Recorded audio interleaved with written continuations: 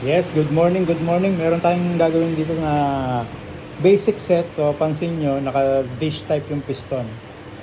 So, bali, ang gagamitin natin dito, stock head lang. Ayoko talagang gawin. Sabi kasi ni boss, dodoblihin na lang daw yung labor ko, basta gawin ko. Syempre, doble labor.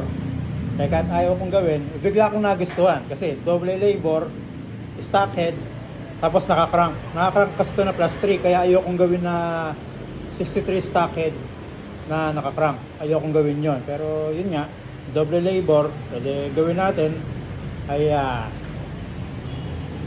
ito yung head niya. Ayan, stock head. Then naka-port lang. Pagka kasi kinabit natin to ng flat, sobrang taas ng compression yan. Pwedeng masira lang to. Kaya ito yung paraan natin dyan. I-dish natin yung piston. Pagka kulang pa, huhukayin pa natin yan.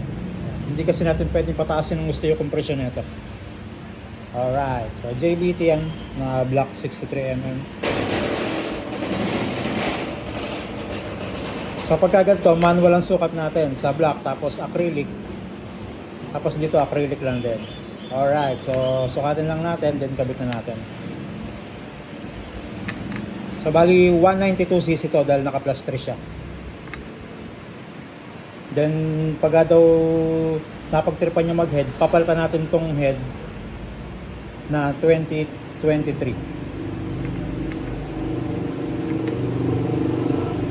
Alright, ayun na, naikapit na natin 63. Ayan, 63mm stock head, naka plus 3. So, bali 192cc to.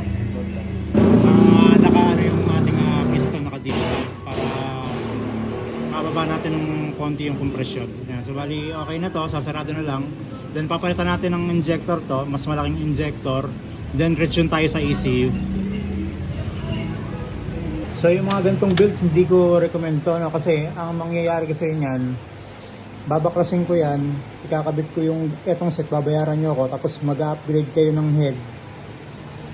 Kalas, bayad ulit kayo. So mas maganda, ipunin nyo na lang pera nyo para isang bilihan na lang kayo ng parts. Isang gastusan lang kayo. So yun, okay na, nai-tune na natin. So aalisin na lang natin yung AF2. So bali 192cc, stock head lang to, no? Stock head. So wala tayong masyadong aasahan sa ganyan.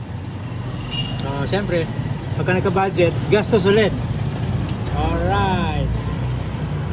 So bali hanggang dito lang ang ating video. So thank you and goodbye.